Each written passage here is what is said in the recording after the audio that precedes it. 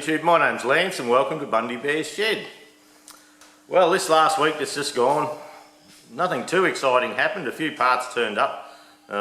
We had a few parts for the Ford loader. You know, if you remember a couple of stews ago, we were doing the park brake on it. Well, we had to wait for parts, and the parts turned up this last week. We have a non-genuine brake actuator. And that's to replace this old rusty and worn one. She's got quite a few grooves in there. So this one here, nice new surfaces. So I'll just hang that up down there. And yeah, so we'll have to use the pull rod off the old one onto this new one. And but apart from that, it'll work nicely. The discs, these are the discs, and what happens is these turn on a shaft, and you have an axle going through the centre here, and one each side, and as you want to apply the park brake, you pull on this runs up a couple of balls, and it makes this actuator fatter, and that jams the plates in to the two outer housings, and that gives you your park brake. So we have the parts for that now. I was waiting on a seal, a genuine seal, which I had to go to New Holland for, and it came too. It's not much of a seal, but that's $148, and by the time they put freight on it, was over $160 just for this tiny little seal to go on the rod. And aftermarket, this part here is $50. So I think it's 54 or $56, something like that. So yeah, aftermarket $50, genuine $148. So this seal, these both parts, apart from the Ford New Holland, well, it would have been Ford in its day, 3550 front end loader that we have for running around the shop here. This same setup goes in some of the early Ford 5000s that had the extra park brake, and quite a few other models, but that's just the one that comes to mind easily. But anyway, we have the parts. We're not going to do that this weekend. Yeah, we have a Christmas break coming up. I might try and clock that into the Christmas break. Another thing that happened through the week was I bought a 2-inch pipe centre for the lathe. It's something I've been looking at doing for a little while, and it's number 3 Morse taper. It fits in the tailstock. The a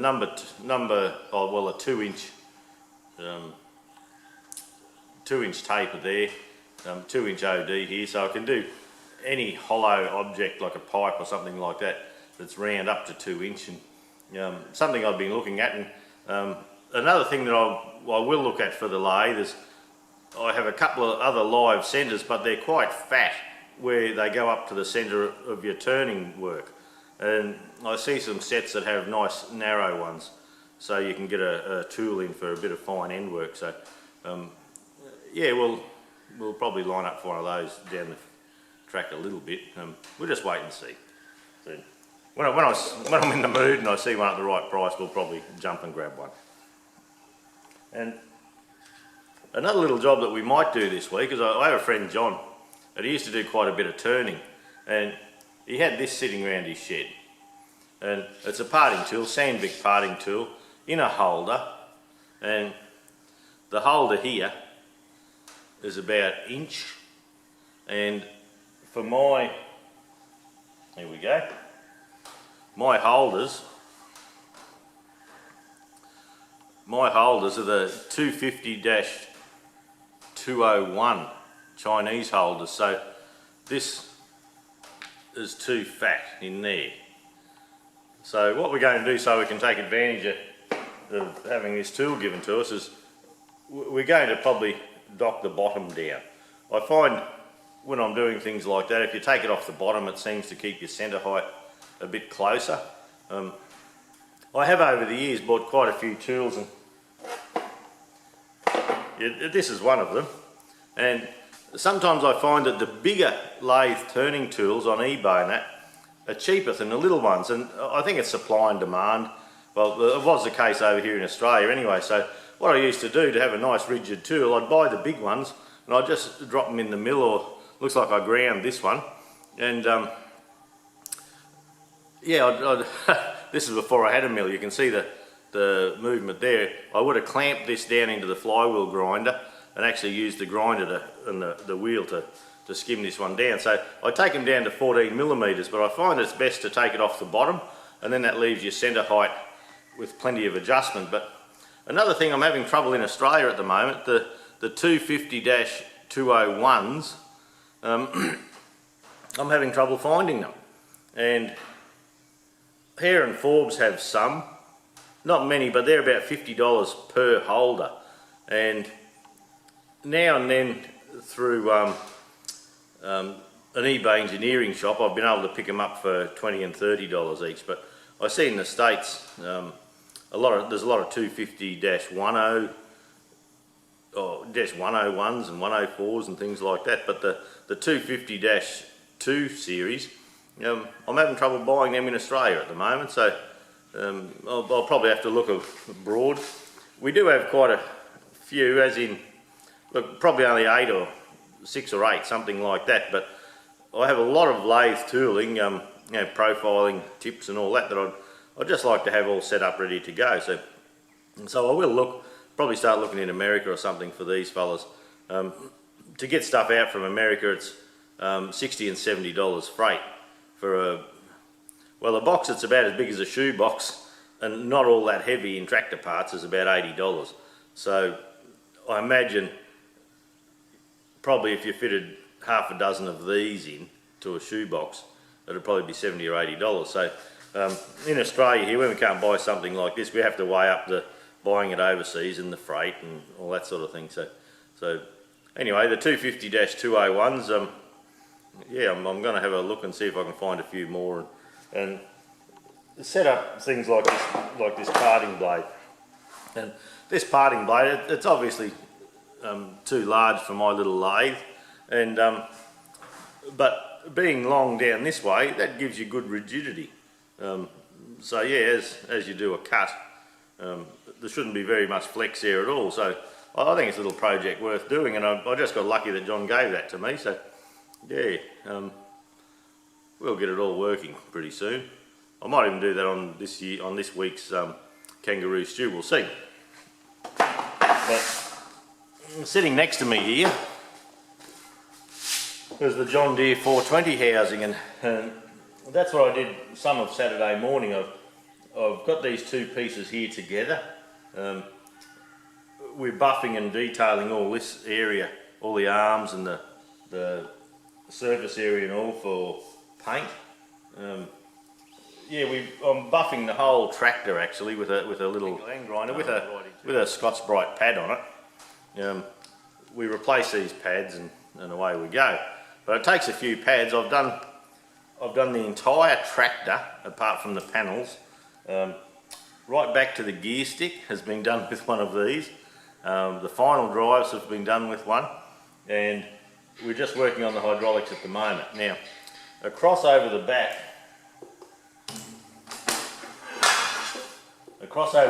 there, this fella here, that lever and the lever assembly, that comes and sits on the front of the hydraulic housing here where these valves are. And we got this all assembled yesterday morning before we went away for lunch. And it's coming up nice. Someone's made a sloppy washer in here, and so that's going to come out, and this is quite tight. I'll have to pull this off, and I may even have to heat it with the oxy a little bit just to get it to expand enough for it to pop off, and we'll get rid of this sloppy old thing here, and we'll see if we do need to space it up one way or another. And the one in behind it's quite loose, but this is just going to be a show tractor. It's going to be something to drive around and just drive around with a big grin, really. Hop into a few street parades and take it to a few shows, and yeah, just stand around having a chat about tractors and that. So it's just yeah, it's just going to be a nice tidy tractor when it's finished. It's going to be done to the best of my ability, and as the years go by, they're getting better. So I must be learning. They've got to come good sooner or later, haven't I? This piece of pipe here, there's a this is a main pressure line, and it comes into the front housing over there. That comes from the front under the steering wheel and then comes back into the housing. So I got this bent up at NZ in Bundaberg.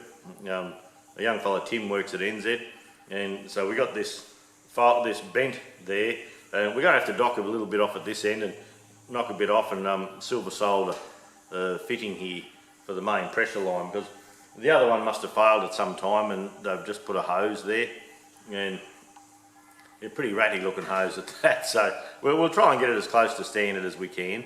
But so that'll be today's exercise too, is try and tidy that up as much as we can. Get it ready to bolt back on here nice and tidy. There's another little handle here where some of these row crop John Deeres, an advantage of them was that you can see this valve, well, I think you can see that valve moving there, and it has two sets of hydraulics. One is for the rear arms at the back to lift your rear implement, and the other one is for some underbelly implements. Because it's a 420 high crop John Deere, it's pretty tall. Well, the tyres behind me are for it, so you can see the rims are 38 inch, they're 13.6 38 rear tyres, so the tractor sits quite high. It probably sits up somewhere near where it is, and then of course where that hydraulic lever is sitting, well, you've got your seat and all that on top of that, so it's a bit of a climb getting on it, but should be a good tractor. We got it locally, got it from a lady up at Rosedale, and they didn't need it anymore, and her hubby passed on, so she was looking to unload a little bit of gear, so we bought it off her. And we didn't know at the time, but we found out later that the John Deere 420 high crop, it's a 1957 model, but the 420 high crop, they made 610 of them over a couple of years, and the dual fuel one, which the Americans call it dual fuel, where in Australia we call that petrol kero. It appears there was 49 of them made, I think, and yeah, well, this is one of the 49, so how lucky is that? So it's worth buggering around with and tidying up and putting a little bit of effort in. So it's been a long-term project. Long-term as in I got it about April or May this year, so yeah, probably 9 or 10 months we've had it. And yeah, I've got the front hubs painted and the rims are painted now, and we've done rocker bushes and new radiators and things like that into it. So it's one of those jobs, we're not rushing it. If you've got to force yourself to go and do one of your projects, well, you may as well go and do something else. If you're in the right mind or in the right mood to work away at one of your projects and you enjoy the process of it, you'll do a great job because you're interested. But if you've got to force yourself to do it, well, yeah, you're going to take a shortcut, I'm sure. So if I feel like doing this, I do it, and if I feel like having to play on the lathe or something like that, well, that's the way we go too. So it'll sort of, well, I'm hoping to get it ready. We're having a week or so, 10 days off work over Christmas, and over our Christmas break, I'm hoping I have time to get this ready so I can blow a bit of John Deere green over it over the Christmas break. But that's the plan. We'll see what happens there. Perhaps we do, perhaps we don't. It's something I'd like to do, but it's no big deal if we don't get to it. Our next few weekends are quite busy. Having a little granddaughter's birthday party here next weekend, so that'll take up a day or so, and the weekend after, I might have a weekend in the middle, but the weekend before Christmas we're hooking the caravan up and going bush. One of my good mates, Mick, his lad's turning 21, so we're heading 2.5 hours west of here, and we're going to go and have a birthday party with him and play up a little bit. Yeah, so our kids, well, my young bloke Tim and his family, they're coming over too. So we've had the caravan all serviced up as in last weekend. We've washed all the vehicles and tidied everything up which was part of Saturday's play, which I didn't really film any of that. I thought, if you want to see the car wash, you can go outside and wash your own, eh? And so yeah, today's the first day that I'll probably spend the whole day up in the shed here without tootling off and doing other things. So we'll just see what we get up to. I'll do this for a while. I'll see if I get to machine the parting tool holder. Something I've been wanting to do. The vise is all trammed up in the mill, so it's a nice time just to pop it in and just do a quick run back and forth and bring it down to a specification. And so anyway, follow along. We'll see if we can make it interesting. Also on this one, last weekend I made an extension on the tow bar on the tractor to tow the caravan. Like moving the caravan around the paddock here or around the shed, it's often easy just to back up with a tractor with a tow ball on it and lift the linkage, pop under the hitch on the caravan and take it to wherever you'd like. But as you'll see in the video I did, where the drawbar goes across, it limits how far you can turn. So I made an extension for that, just to extend the tow ball about 6 inches out the back. So there'll be a bit of video of that, but that happened last week and we just processed it through the week, and that'll go into this week's Kangaroo Stew. So anyway, sit tight. I'll try and find a couple of little knickknacks to put into the stew, and yeah, we'll just see what we can come up with for you. Now some of you might recognise this, and the big grey bar, that's a linkage drawbar. Now that goes between the bottom arms on your tractor, and it's for hooking D-shackles and towing things and yeah, what other jobs you like to do. And the two tow balls there are just for reference purposes. Now the one on the left has a 7/8 thread on it, and the one on the right has a 3/4 thread on it.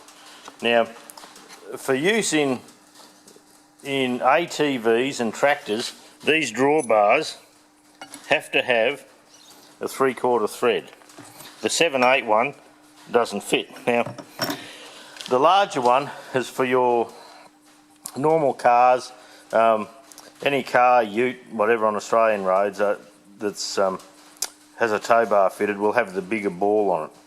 And this smaller ball, it's just for mainly agricultural use and off-road use, and your quad bikes and your little farm bits and pieces. So I have one of these fellas here, one of these drawbars, set up on an A-frame for moving the caravan round.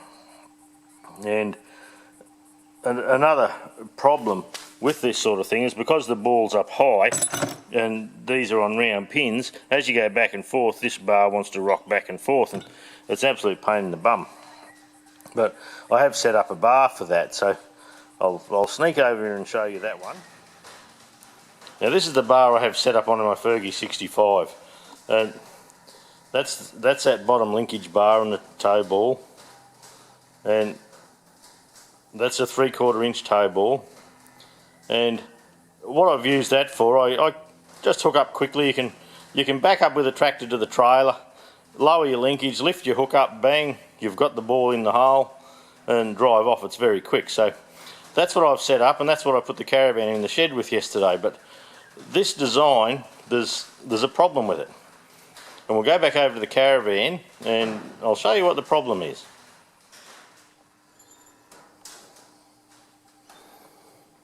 Right, I've just done a dummy setup here of a drawbar with a tow ball in the front of the caravan. Now, what the problem is when you go to turn,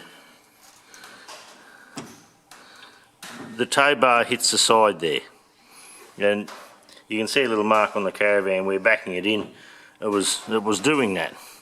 So it does it both sides, and believe it or not, that angle, even though it looks fairly acute, as you're backing something in, you're quite often on that angle. So with this drawbar setup, that's not really what you'd like. So in a car, you don't have this bar.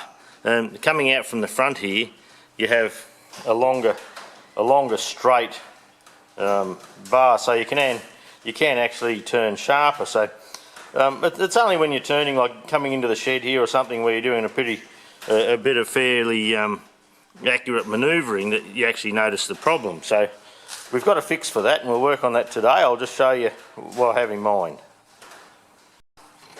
Right, so this is going to be the fix. We have this piece of flat bar here with a hole in it, and what we're going to do is, in this end here, we're going to drill a hole, a 3/4 hole, to match that thread there. So we're going to bolt that onto there. To stop it turning, we'll just weld another little piece of flat along the front contact area where that contacts the front here. So when it's on, it won't turn. And on the other end here, we're just going to drill that out to take a 3/4 ball. So when that's done, that should give us a far greater turning angle, so we're not marking the front of the caravan, and yeah, we have a bit more room to work with when we're manoeuvring. So anyway, that's not a big job, but we'll knock that over this morning, and yeah, then we'll have it all ready. We'll show you when it's all hooked up.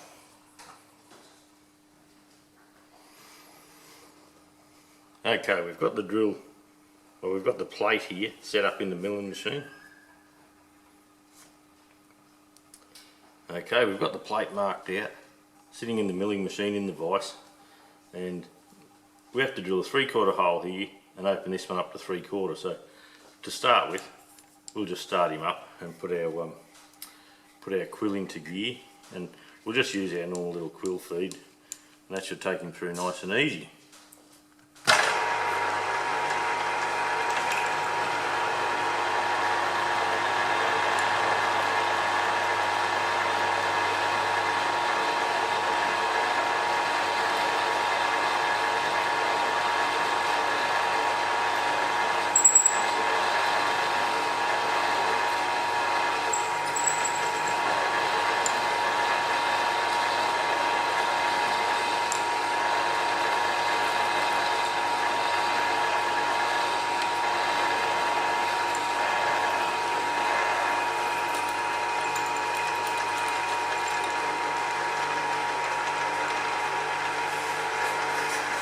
Right, one pilot hole done, we'll change the drill.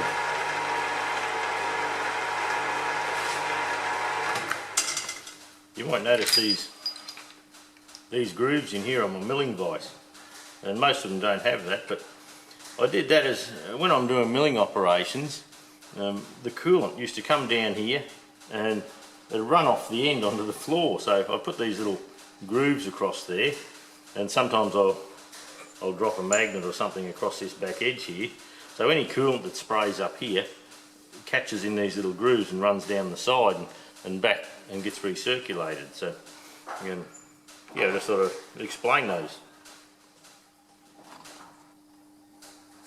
Okay, bit of a drill change, bit of magic.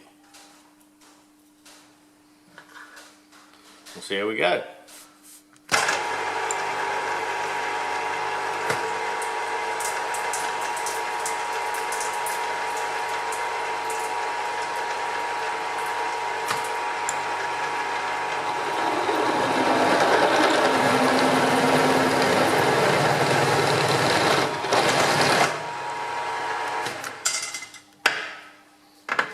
Slow that down a bit.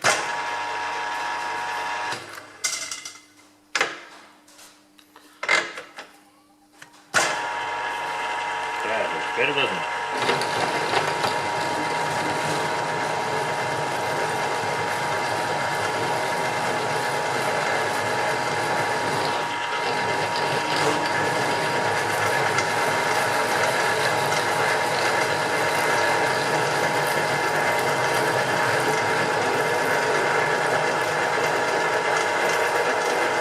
The drill could certainly be a bit sharper, but anyway, we're here now.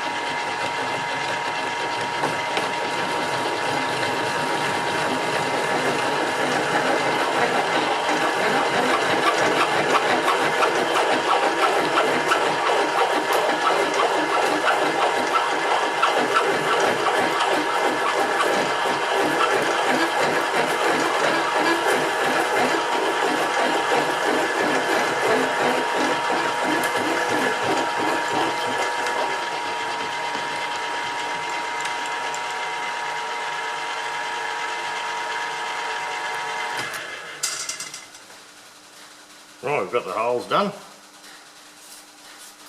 You can hear the shed roof creaking again. The sun must be coming out from behind the clouds, or clouds coming and cooling it down, one or the other.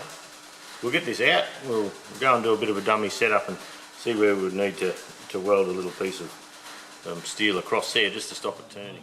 And there you go, that's the main setup. I thought I'd just try that in there just before the, before we took it out of the mill, just in case I had to change something.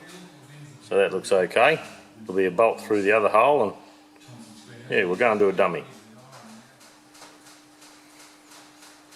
Well, this is what we've done so far. We've drilled the holes, we found a bolt to bolt it all to. We've set the square in behind and squared it up. So now we've got this is a bit of key steel. That's all I could find about the right size.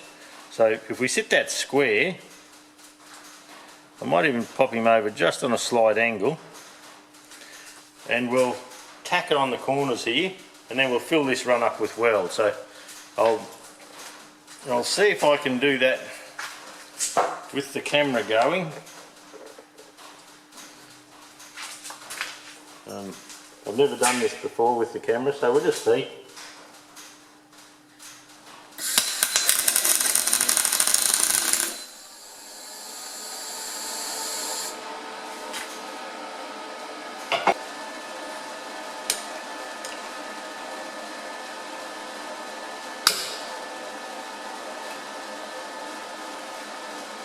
Right, I'll try and get a little tack on this other side.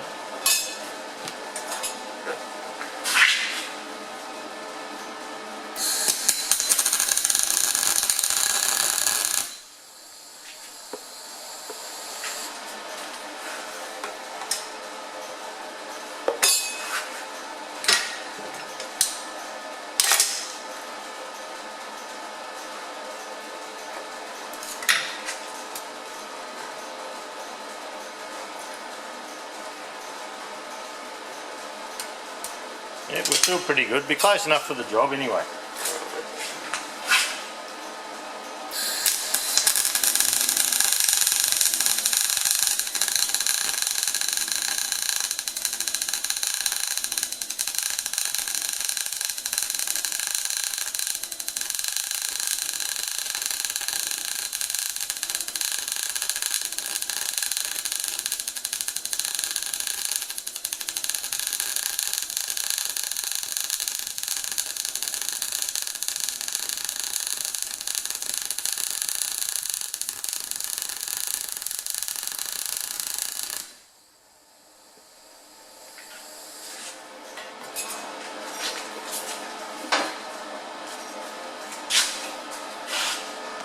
Right, that doesn't look too bad.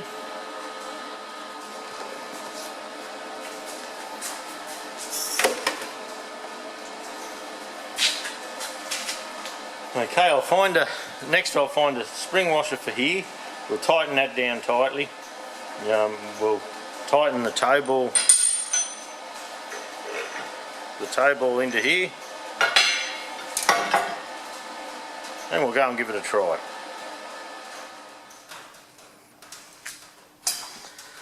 Right, so we've got the bracket made. Now, when it sits up even like that, the difference now is that when we're backing, we can come right round here with the arm, and which is almost a jackknife position anyway, but before the angle was something like that, so around that there by the looks. So bringing him right round like that gives us a lot more freedom of movement. So we're going to call that a wrap for that job. We're going to just unbolt that bracket off this drawbar and put it over on the old Fergie, and that's got to be a lot better to help get the caravan in and out, and the trailers and things like that, because with the bar it was just very well, even coming out of the shed you couldn't turn very sharp at all. The tractors and the cars could actually turn a lot sharper than you could on the tractor, which was a bit of a nuisance. So anyway, that's one job done. Looks like it'll work out alright, and I'll go and fit it to the proper one, and we'll move on for the day. Well, another thing that went on through the week was this rim here. That's for an early TEA 20 Ferguson tractor. And this rim here on the right is also for a Ferguson TEA or TED 20 tractor. Now, I'm doing up a 1948 TE20, and if you look at this rim, there's these holes around the edge of it there. Now, the early 1948 tractor, they didn't have those. They had a solid rim, a solid disc, so no holes at all in it. So anyway, the rims for the 48 that I should have, should have this solid disc rim on it. And when I bought the tractor, it was an old tractor. I bought it out of a tractor wrecking yard, believe it or not, and the fella wouldn't sell me the wheels with it. He said, I'll sell you the tractor. And the tractor was quite cheap, but he said, I'm keeping the wheels and tyres because that's where the money is, in the tractor. So I thought, oh, well, I bought it anyway. And that's probably 6 or 7 years ago. And I've done quite a bit to the tractor, but I could never find a set of these rims. And the back rims too are a solid disc. They're an adjustable solid disc, but they don't have scallops out of them like the other ones did. But anyway, these rims, they have the weights inside them, and they're a very heavy rim. I'll try and flip it over.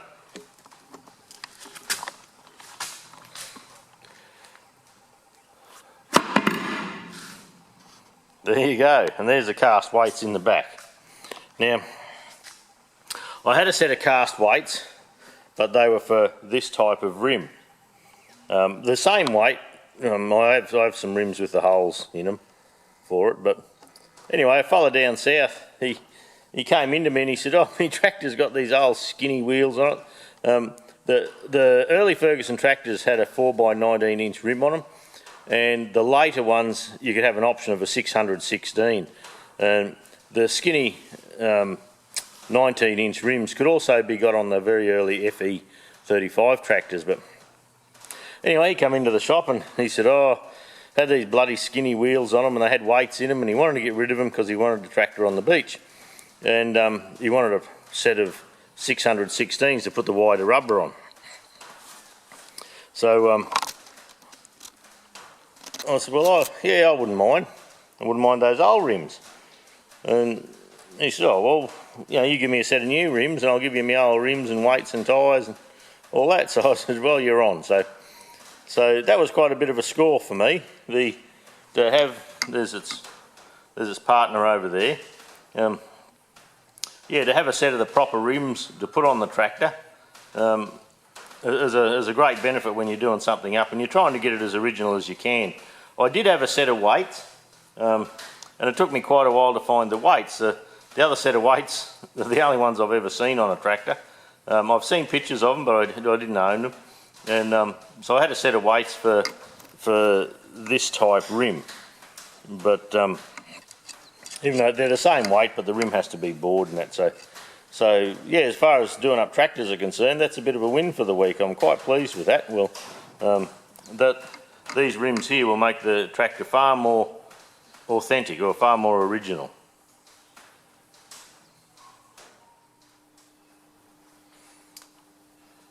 Right, we're going to mill the bottom of this parting tool holder, and we need to hold it, well, the plan was to sit it in the vise and just hold him something like that, but then because this jaw here, even if we tighten it up, you can see that that's nowhere near 90 degrees. So I'd say what we'll try is if we put this tool back in,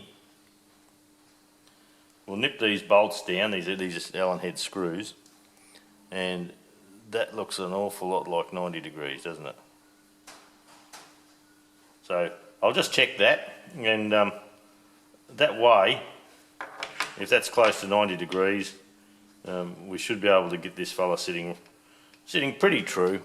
And because it's important when this sits in the tool holder, we know that the tool holder is square on the bottom there, it's nice and flat, and with a parting tool holder with reference to the cutting blade here, it's very important to have this bottom surface that we're going to machine accurately at 90 degrees. So, well, on the same plane as a tool holder. And this is one thing where if we took the metal off the top, well, the screws would force it down, but I find with the little stuff I'm better off to take it at the bottom, and that leaves you room for your centre height up the top there still. So anyway, I'll just check all the angles on this, make sure we're sitting okay, and we'll go from there. Well, as you can see, with this clamped down tight, this isn't at 90 degrees. There's quite a bit of a gap down the bottom there. So putting the blade in isn't an option. So what I've come up with, and I haven't tested the theory yet, but we'll know in a moment,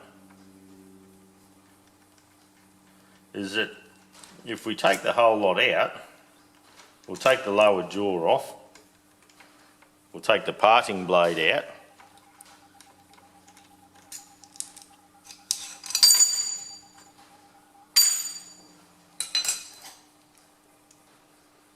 stick them over there. So surely this surface here should be 90 to this surface there.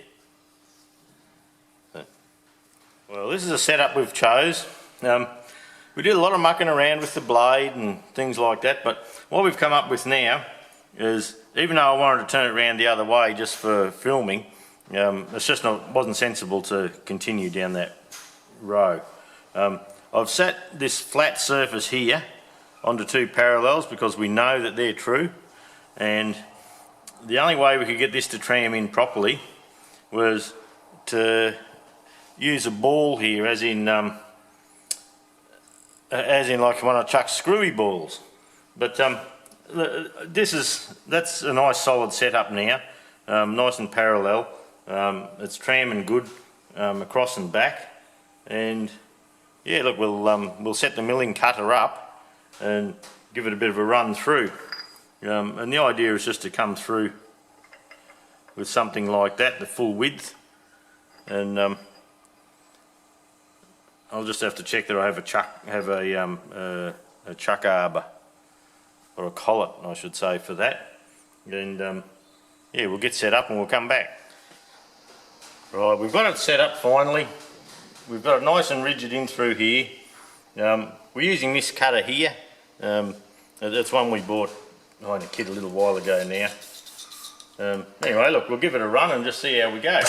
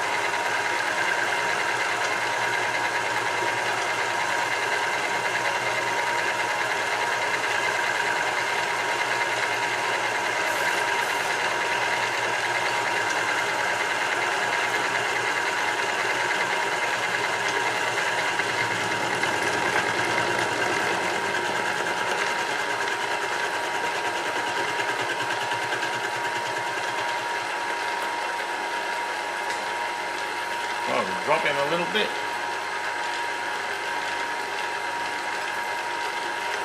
Lock him up, back the other way.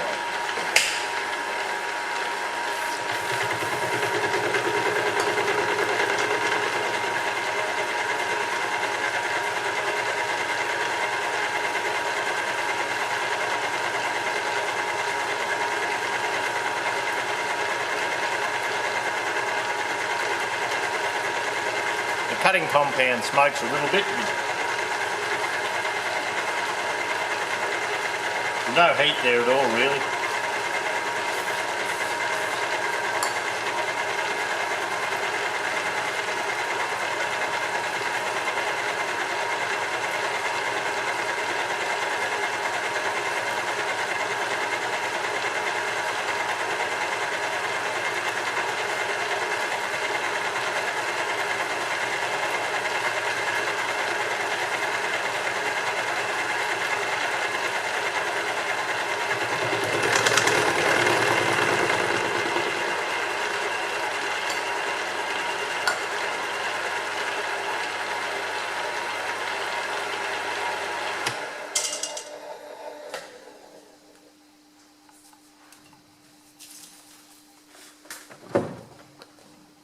that's not a bad finish. So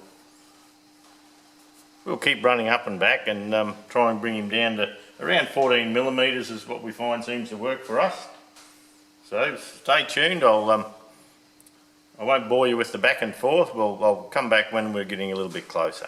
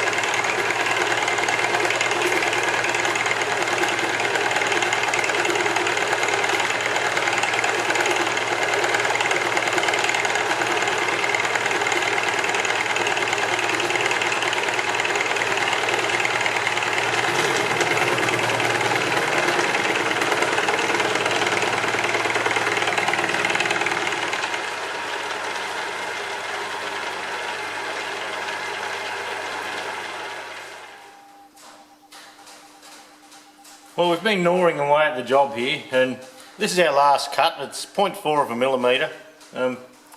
It's taken quite a few cuts to get it down. We've just been going nice and steady. And one thing I should say about the setup here, this setup here is working okay with the parallels.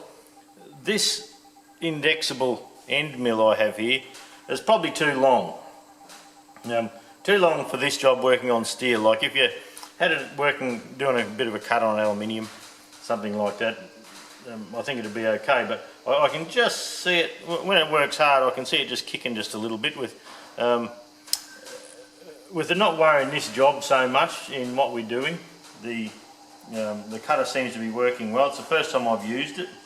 It seems to run back and forth nicely, leaves a good finish, but we'll just crank him up and do this last cut, and that should have us down to around 15 millimetres. Now the holders, the 250-101 holders, they have a gap for the tooling of around 16 millimetres, so that gives us quite a bit of clearance. So we'll crank him up and just follow through with this last cut.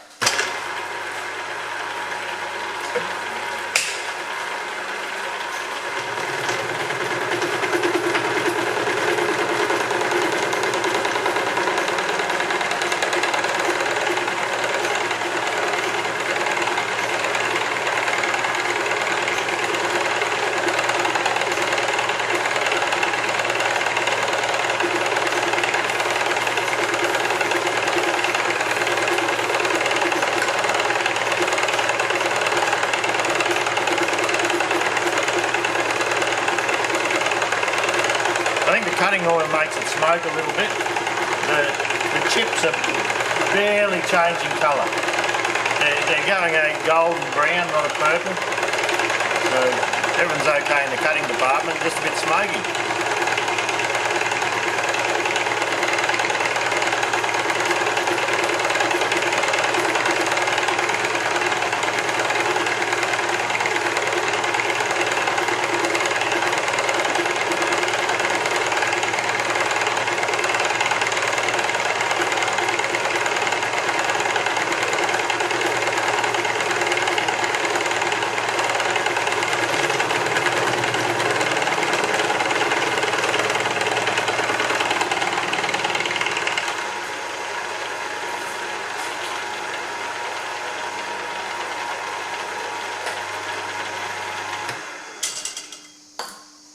And just do a quick measurement here before we pull it out and bugger up all our setup.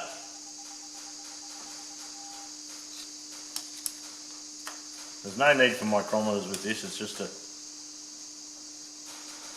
pretty agricultural job.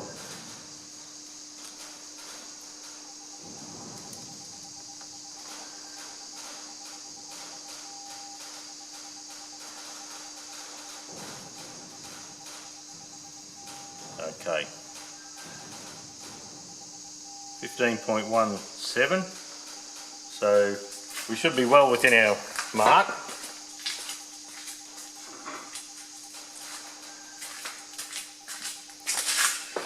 with the gap in these fellas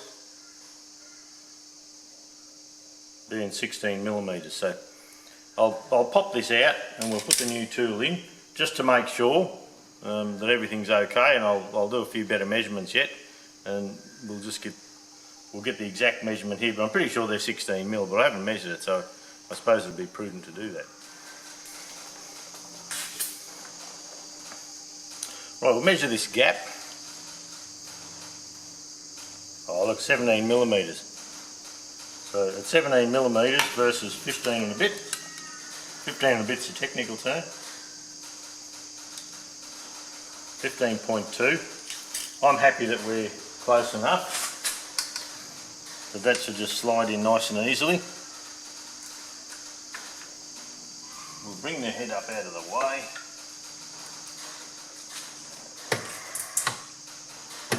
I'll go the other up.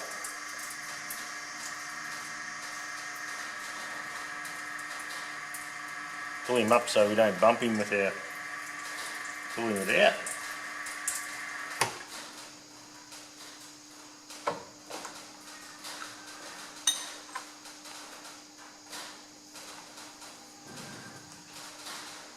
And that's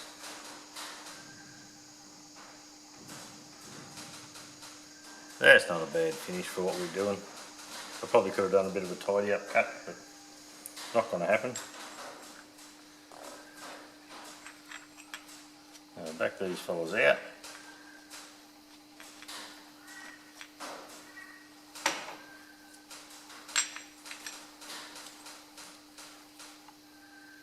And look at that, a lovely fit.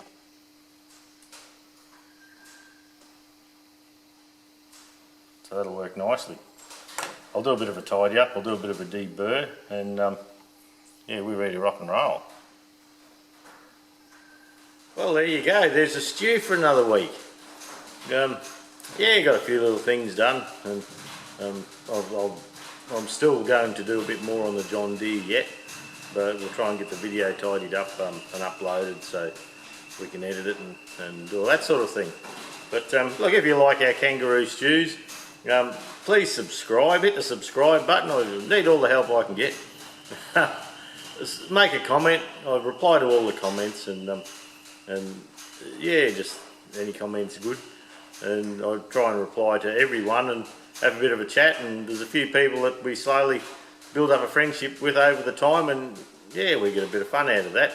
A few of the fellas that I watch in particular, yeah, I enjoy their comments coming in and out, and something I watched the other day was on Halligan 142 I think it is, but on Halligan he made a nice little oil can, and he made it out of aluminium, which we call aluminium over here, and I'm going to have a bit of a crack at that, I believe. It looked a great little project, and it's a beautiful thing when it's finished.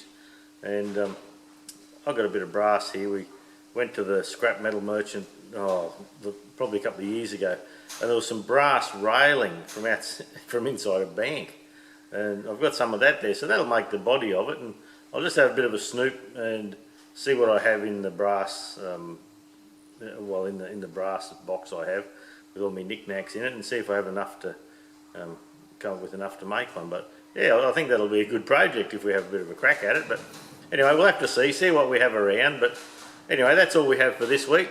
Like I say, please subscribe and comment, and have a great week, eh? Catch you later.